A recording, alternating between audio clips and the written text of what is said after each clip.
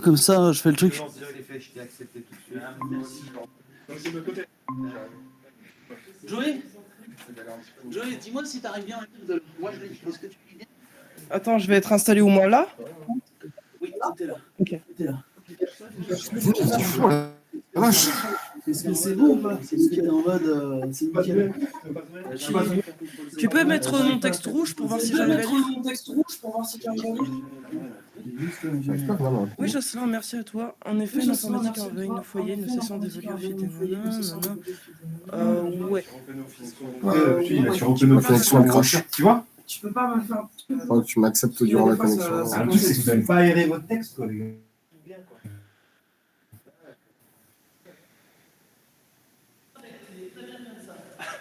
Tout aéré, tout bien.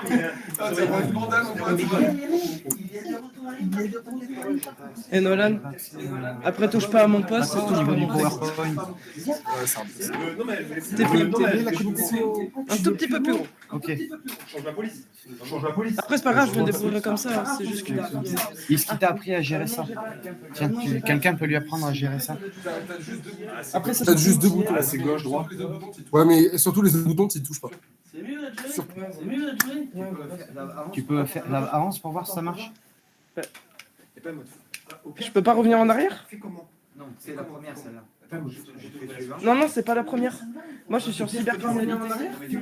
Moi, mon premier, Non, c'est c'est la première, présenté par celle-là. Jocelyn machin. Sache que quand Je fais suivant. ça désactive ma souris. Non, c'est pas la présente. Si ça marche pas, j'ai bien rien. Si ça marche pas, j'ai bien rien. Voilà, là,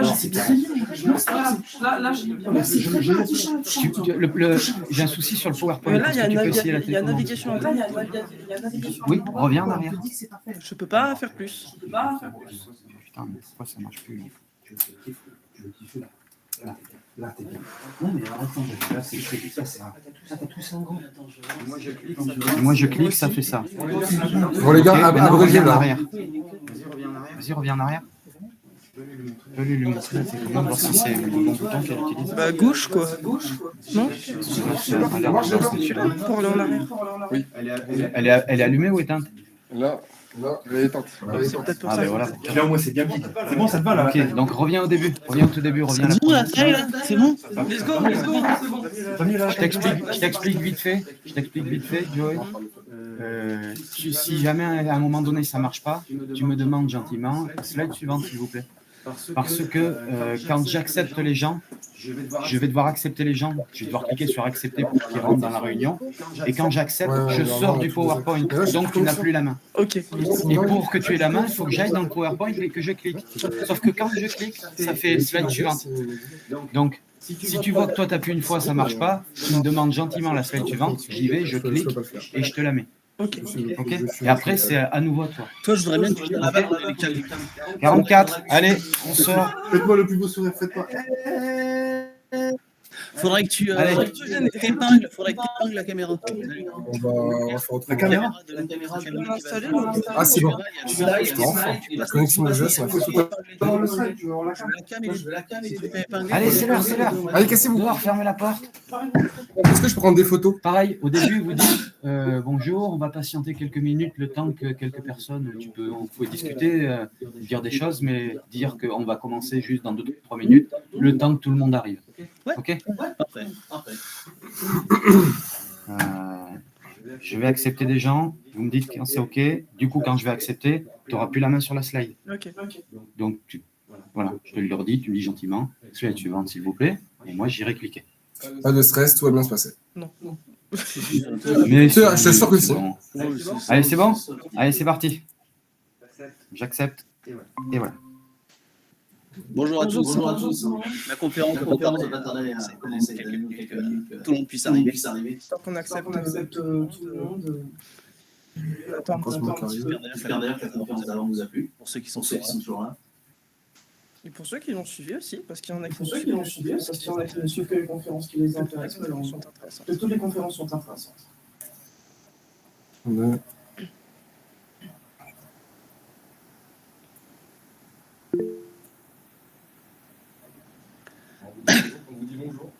On vous dit bonjour.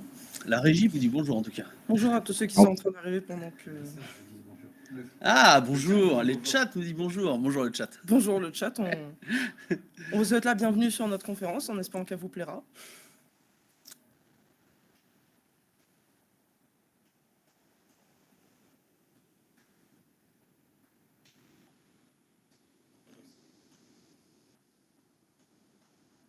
Est-ce que vous avez un écho ou pas? Comment? Est-ce qu'il y a un écho? Est-ce qu'il y a un écho? Le retour c'est bon pour tout le monde sur le chat ou... Pour savoir. Je sais pas trop quoi dire. C'est bon? On commence? Bien. Ouais. Bonjour à tous et à tous. Joey Gaillou s'y présente, et moi-même, Jocelyn Garsmer, sommes actuellement en formation en tant que technicien supérieur système et réseau. Aujourd'hui, nous allons vous parler d'un sujet majeur, la cybersécurité. Dans un monde de plus en plus connecté, où les systèmes informatiques jouent un rôle essentiel dans nos vies, aussi bien personnelles que professionnelles, il est impératif de comprendre les enjeux et les différentes solutions liées à la protection de nos données.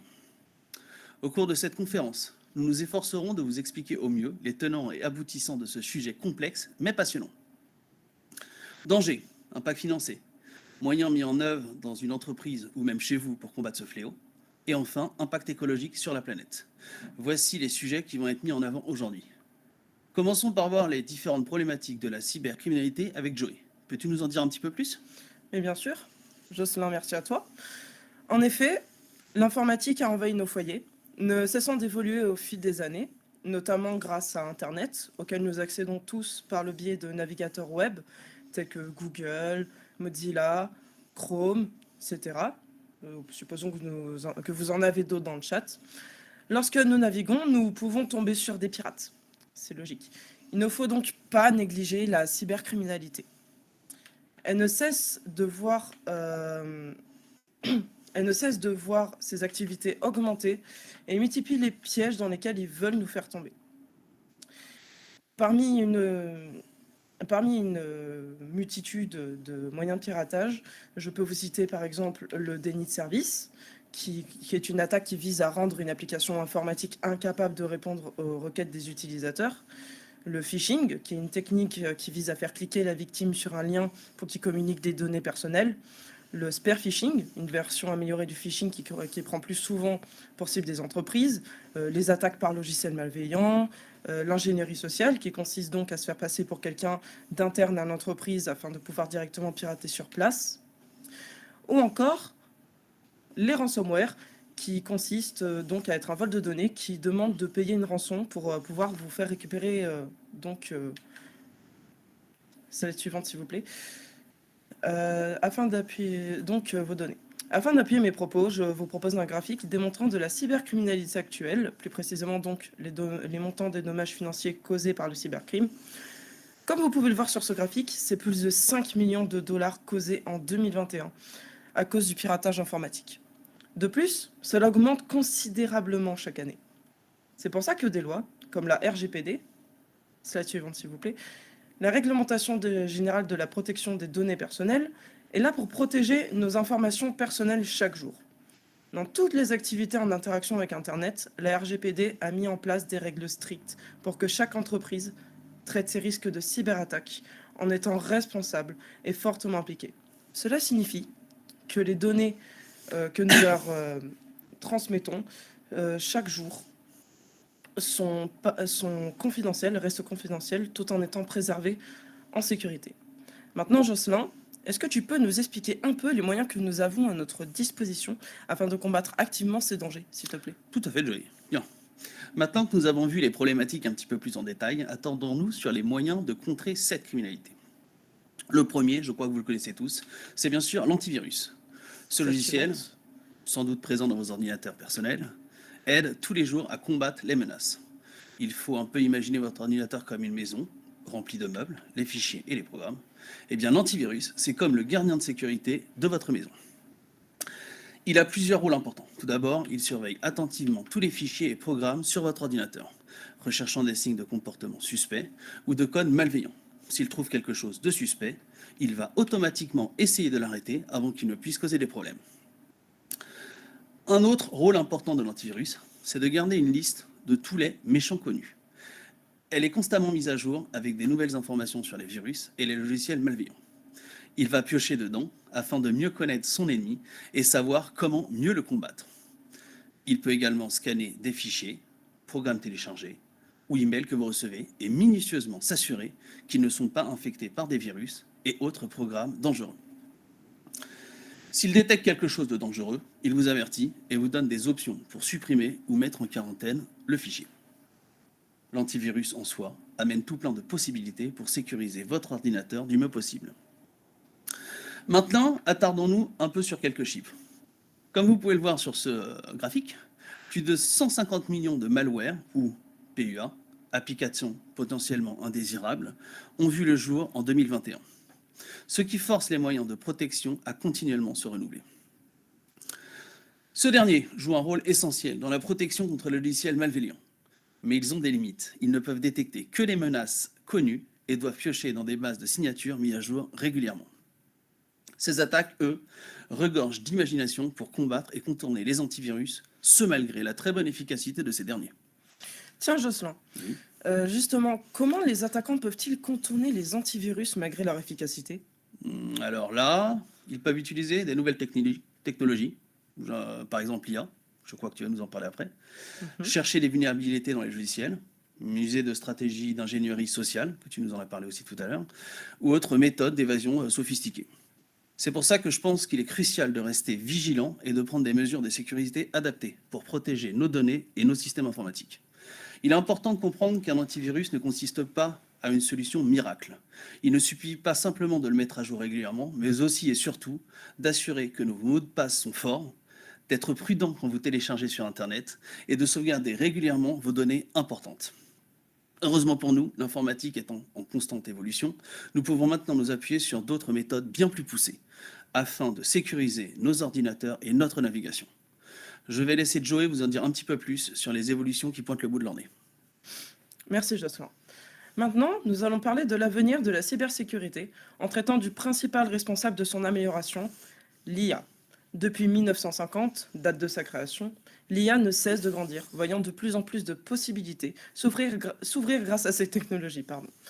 L'intelligence artificielle est en train de transformer le domaine de la sécurité informatique, offrant de nouvelles évolutions, des fonctionnalités prometteuses. L'IA peut jouer un rôle crucial dans la détection anticipée des menaces et l'automatisation de processus de contre-attaque.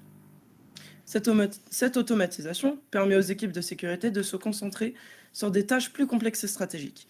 Est-ce que vous saviez que grâce à l'IA QRadar fait par IBM, le risque d'une violation de sécurité majeure a été réduit de 60%.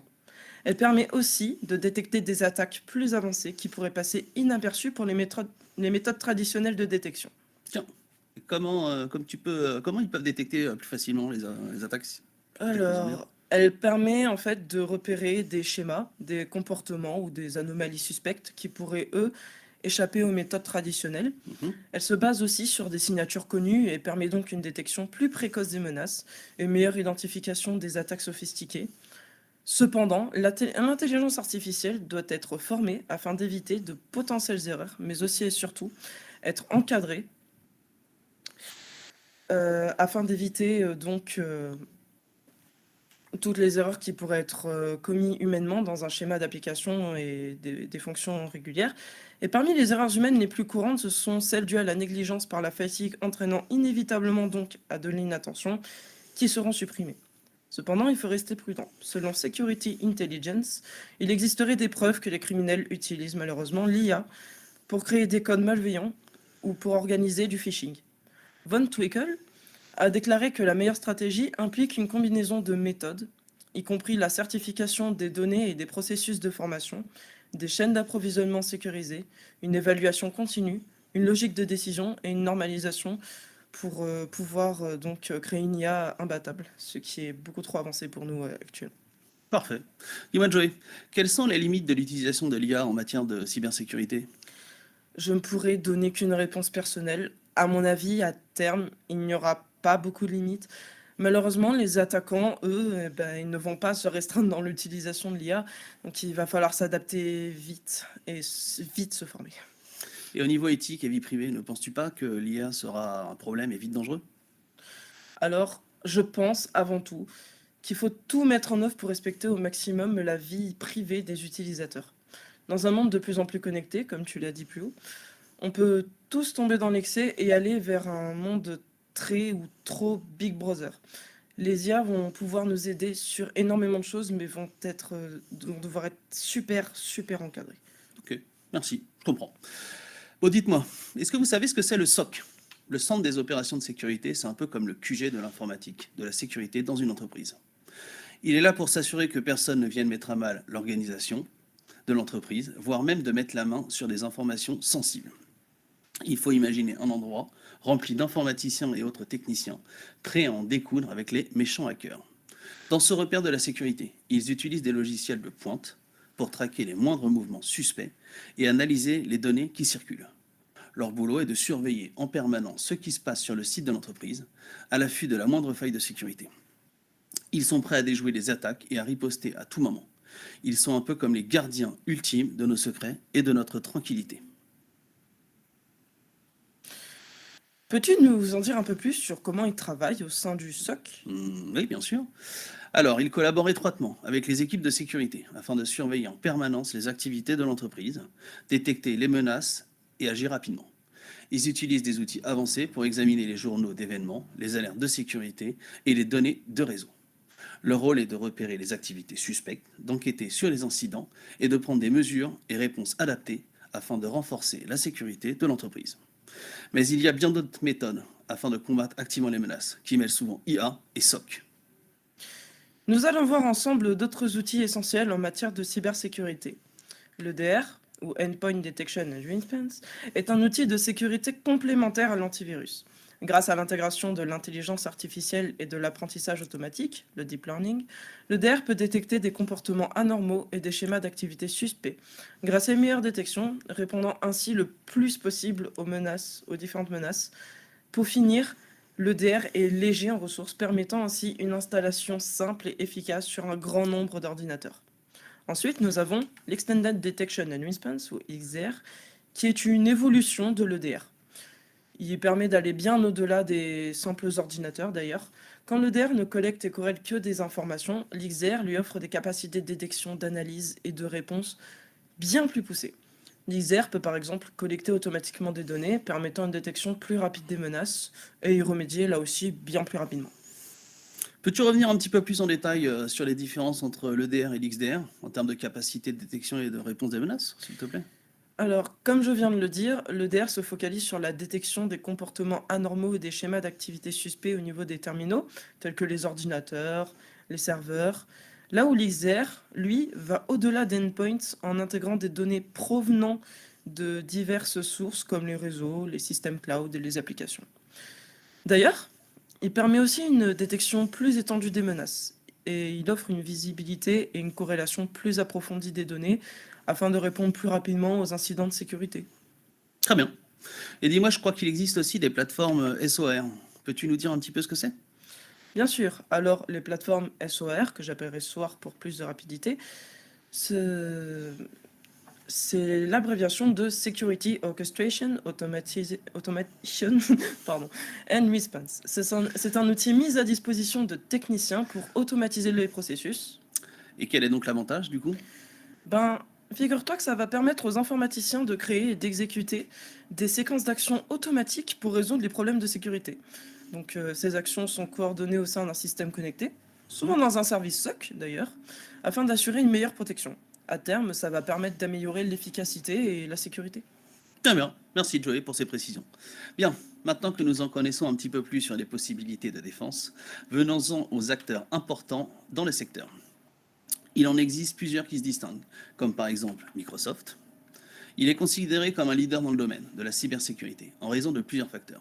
Microsoft investit massivement dans la recherche et le développement de solutions de sécurité avancées pour protéger ses produits, mais aussi ses services, tels que Windows, Office 365, ou bien sa nouvelle version Microsoft 365, ou encore Azure, et tant d'autres.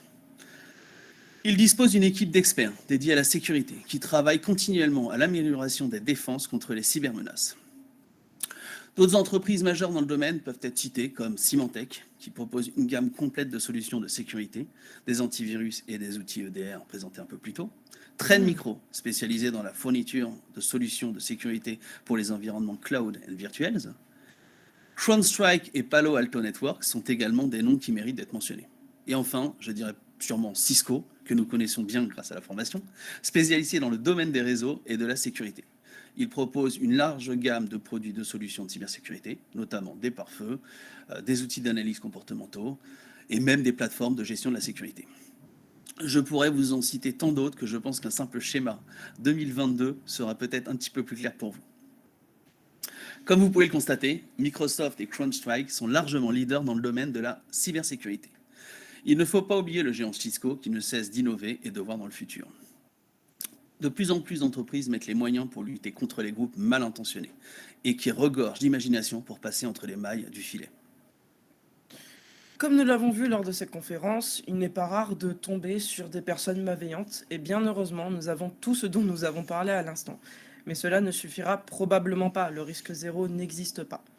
Mais certaines actions à intégrer dans votre quotidien vous aideront à les limiter au maximum en complément des antivirus, EDR, etc. Tiens, en parlant de ça d'ailleurs, est-ce que tu aurais des mesures de sécurité à nous donner afin de mieux nous protéger?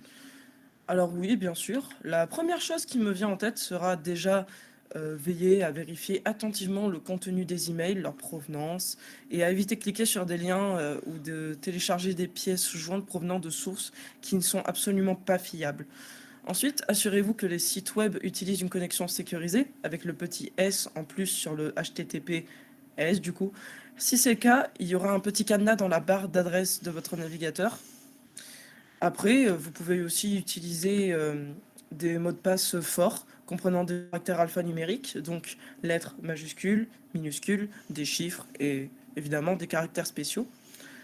Et puis en dernier, je dirais, soyez vigilants lors de l'utilisation des réseaux Wi-Fi publics. Ils sont beaucoup moins sécurisés que les privés. Très bien, merci. Tout ça étant dit, il y a quelque chose dont j'aimerais vous parler. C'est bien beau de vouloir toujours plus sauvegarder les données, toujours plus se protéger, toujours plus être ultra connecté et informatisé, mais tout cela consomme énormément et a un impact énergétique grave sur la planète. La prochaine conférence se penchera un petit peu plus sur l'impact sur notre planète et notre environnement à court et moyen terme. Je pense que c'est un sujet majeur pour notre avenir et qu'il se doit d'être mis en avant. D'ailleurs, peux-tu nous donner des pistes pour éviter de trop consommer ?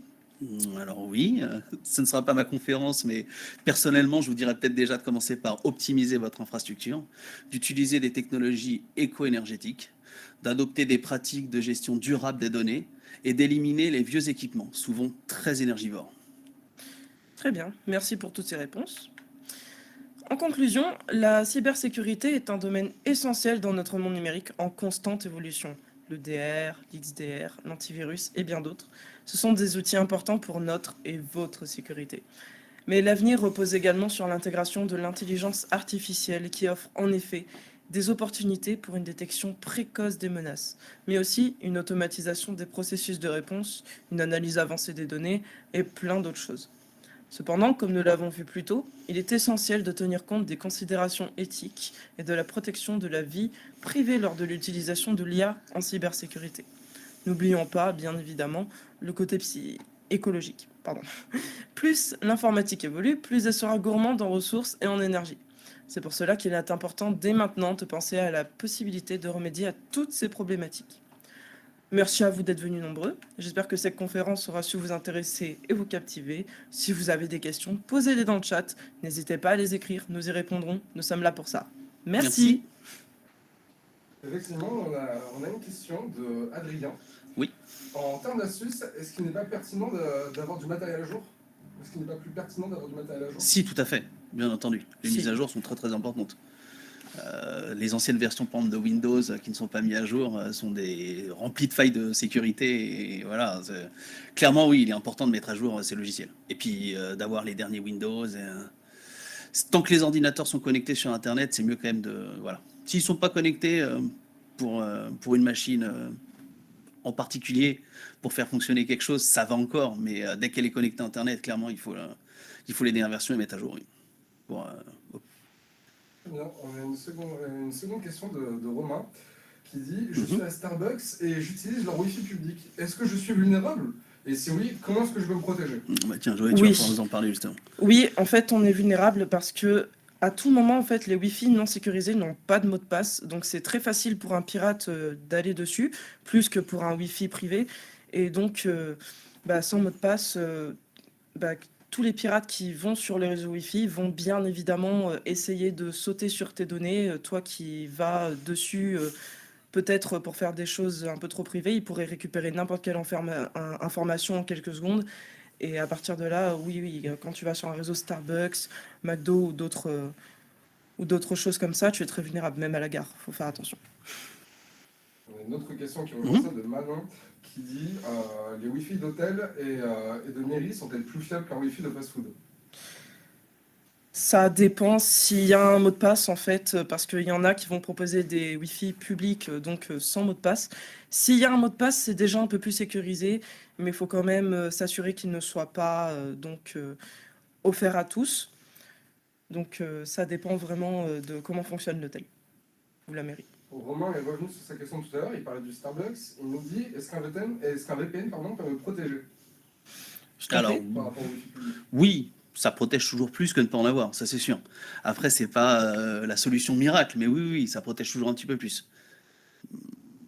Ça permet d'être beaucoup moins traçable et oui, c'est clairement c'est un plus, mais c'est pas non plus l'outil l'outil qui va résoudre tous les problèmes. Et si c'est un Wi-Fi public avec un mot de passe public? Si c'est un Wi-Fi public avec un mot de passe public, ça peut à peu près bien se passer. En fait, ça dépend de comment est sécurisé, parce qu'en dehors du mot de passe, il y a aussi l'environnement, voir si lui est sécurisé. Oui, vraiment, comme je disais, ça dépend totalement de la structure dans laquelle on va. En tout cas, dans tout ce qui est fast-food, boulangerie, tout ça, c'est souvent des Wi-Fi très très peu sécurisés. Il faut faire très attention. Et même dans les Wi-Fi à peu près sécurisés, mais qui restent avec un mot de passe public, il faut aussi faire un peu attention parce qu'à tout moment, il y a des intrus. Ok, très bien. On a Lucas qui nous dit les Wi-Fi hors Europe, quand on voyage, sont-ils plus fiables? Bah non. C'est pareil pour chaque Wi-Fi. Il faut toujours faire attention quand on est en Wi-Fi. Sauf chez nous, bien sûr, à la maison, où ça reste quand même. Oui. Mais oui, non, c'est pareil. Ça, c'est du Wi-Fi privé, donc voilà. Mais oui, qu'on soit en France, au Canada ou même n'importe où, le Wi-Fi public reste du Wi-Fi public, donc toujours avec les mêmes problématiques. Ok. On a Manon qui a encore une question, on en a posé une tout à l'heure. Sur un téléphone, est-ce qu'on peut avoir une application de cybersécurité comme Avast? J'imagine qu'elle parle d'antivirus. Ou un téléphone ou une tablette? Alors oui, on a des antivirus qui sont sur les téléphones. Moi personnellement j'en ai un, oui, tout à fait, oui. Bon, encore une fois, comme je l'ai expliqué un peu plus tôt, les antivirus c'est pas la solution miracle, mais c'est déjà bien d'en avoir un. Donc oui, effectivement, oui, tout à fait. Oui, Oui, ça protège déjà très bien. Ok. On a une autre question. Est-ce que vous pouvez développer sur l'ingénierie sociale? oui, tout à fait. Tu nous en parlais un peu, tu veux développer? Oui, je vais m'en occuper. Donc, l'ingénierie sociale, ça peut être, par exemple, quelqu'un qui vient dans une entreprise en disant oui, bonjour, c'est moi le technicien, je viens m'occuper d'un ordinateur qui marche très mal dans le deuxième étage, tout ça. Il va rencontrer l'accueil qui va lui dire oui, bien sûr, pas de souci. Après, il va peut-être aller plus haut, il va rencontrer une dame, il va lui dire excusez-moi, c'est là-haut, j'ai entendu dire que à cet étage, il y avait cet ordinateur qui marche pas, je dois venir le récupérer. Je dois venir la réparer, donc est-ce que vous avez le mot de passe? Parce qu'ils ont oublié de me le passer en bas. Oui, bien sûr, le mot de passe, c'est ça. Merci. Comment vous vous appelez? Moi, je m'appelle Josiane, tiens. Et donc, il va arriver donc dans le poste, et si jamais il y a quelqu'un, oui, bonjour, c'est Josiane qui m'envoie parce qu'elle a besoin que je répare son ordinateur, et donc elle m'a passé le mot de passe, je suis le technicien, vous inquiétez pas. Et à partir de là, il a le mot de passe, il a l'accès à l'ordinateur autorisé par un membre du personnel.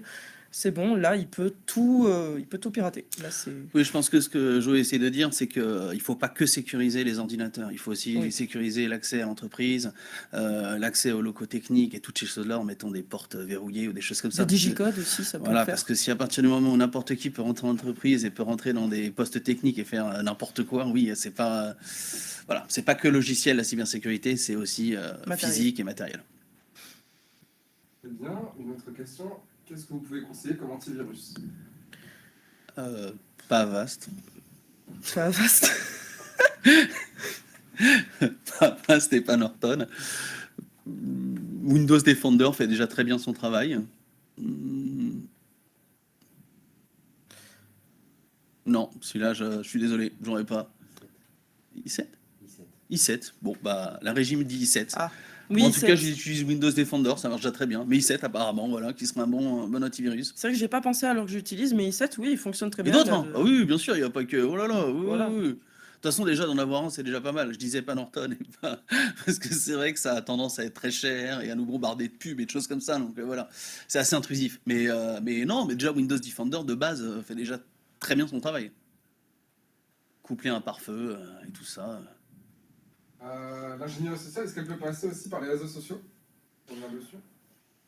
Alors, ça Bah peut. oui, tout à fait, oui, oui, oui. Oui, mais après, en général, quand les pirates utilisent du réseau social, ça va surtout du phishing, du spear phishing, parce que comme on l'a vu, bah, il y a le phishing qui consiste juste à cliquer sur un mail et c'est fichu.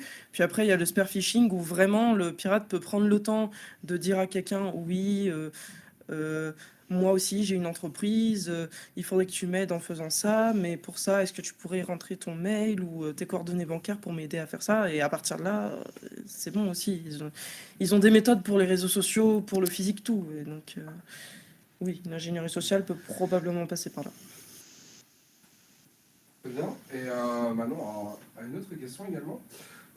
Pour les mots de passe, elle utilise des phrases simples avec des caractères spéciaux. Est-ce que pour vous, c'est une bonne manière de protéger ses comptes? Oui, Ça peut c'est. être, oui. Ça peut l'être. Après, on a plein d'autres méthodes. On a donc les phrases où on peut Le prendre. Enfin, le but, ça reste quand même de pas trop utiliser des mots connus. Vous pouvez mettre des lettres qui suivent, des choses vraiment pas Oui. trop.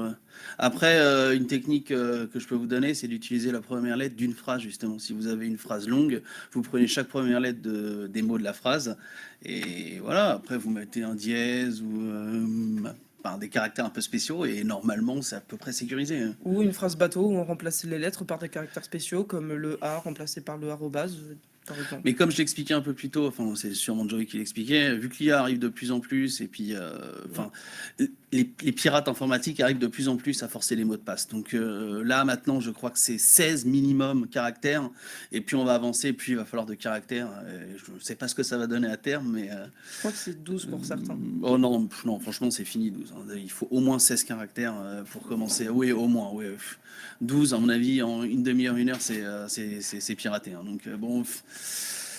Dictionnaire. Voilà, est-ce qu'un monstre à 20, 25, 30, je sais pas combien il faudra combien il faudra de lettres pour et de caractères pour sécuriser, mais oui, ça va commencer à poser un problème, je pense, d'ici 5, 10 ans. Oui. Monsieur Aloïs a une question pour vous. Mhm. Que pensez-vous des gestionnaires de mots de passe sur les navigateurs? Non. En fait, ça peut être un moyen de récupérer Ah. des données. En général, c'est pas tellement malveillant Non, de la part de je- Google, sauf que c'est très pratique du coup pour les pirates de récupérer comprends pas plus ce que tu veux dire. facilement encore. Ah c'est oui, pas- d'accord, oui, ok, je vois ce que la régie essaie de me dire. Oui, oui, d'accord, oui. Oui, en navigateur, c'est pas terrible, il faut le logiciel. Oui, oui. Mais oui, en tout cas, avoir un logiciel qui répertorie les mots de passe, c'est bien. Oui, oui, oui. Ça, clairement, c'est à conseiller. Oui, oui, tout à fait. Tout à fait. Bon, après, il faut pas se faire pirater le mot de passe qui ouvre le logiciel, mais oui, oui. Après, voilà. D'avoir un pour- logiciel pour répertorier tous les mots de passe, c'est une bonne. Oui, oui, tout à fait. Oui, puis pour les adeptes des cahiers, il y en a un qui conseille de le faire sur un petit cahier, évidemment pas visible à la vue de tous, mais vous savez où il est, il y a tous les mots de passe dessus. La bonne version Après, papier. personnellement, moi, en tout cas, comment je fais, Mhm. j'ai un mot de passe un peu pour tout, et après, je modifie des trucs dedans selon les sites sur lesquels je vais. Si je vais sur Amazon, je mets des trucs spéciaux pour Amazon. Si je vais sur un autre site, etc., etc. Mais je reste avec un tronc commun et après, je sais que si je change quelque chose dedans, c'est pour tel site, tel site, tel site, tel site, tel site. Alors moi, je le sais, les autres ne le savent pas, mais ça me permet du coup de pas forcément avoir à les enregistrer dans un logiciel. Mais oui, on peut carrément enregistrer sur un logiciel et avoir du coup plein de mots de passe complètement différents. Après, c'est chacun un petit peu et de les changer régulièrement. Voilà, ça peut aussi être utile Une fois qu'ils ont eu le logiciel, enfin ils l'ont eu. Donc à partir de là, bon, enfin, il faut changer régulièrement. On ne sait pas quand est-ce qu'on se les fait pirater, donc à partir de là, je peux que vous le conseiller de le changer. Je sais pas, j'ai peut-être pas excessif, mais au moins tous les peut-être 3 mois, 6 mois, essayer de changer son mot de passe un petit peu sur les sites importants. Pas sur des petits trucs que vous utilisez une fois de temps en temps et qui n'ont pas vos cartes bleues et vos numéros comme ça importants. Mais oui, sur les sites importants, je pense que c'est bien de les changer régulièrement ces mots de passe. Voilà. Il n'y a plus de questions? Plus de questions. Bah, j'espère qu'en tout cas cette conférence vous aura plu. C'était un plaisir d'avoir pu la faire. On va laisser le groupe d'après qui va parler du Green IT. Je sais pas dans combien de temps à peu près, 10-15 minutes sûrement. Bah voilà, c'est à 15h30. Il y aura le lien qui est donné, je crois, pour ceux qui ont reçu le mail. Et puis merci à vous. Bonne journée à vous, bonne semaine. Au revoir. Bonne journée. Voilà. Vous arrêtiez.